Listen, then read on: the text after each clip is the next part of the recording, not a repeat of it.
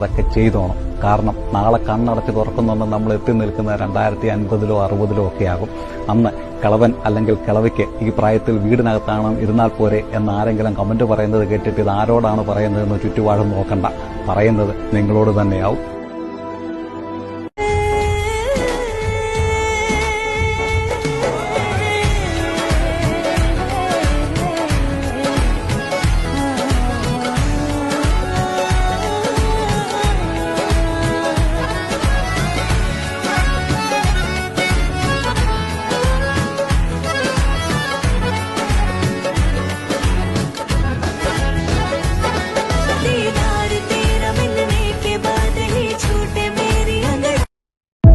Bismillah.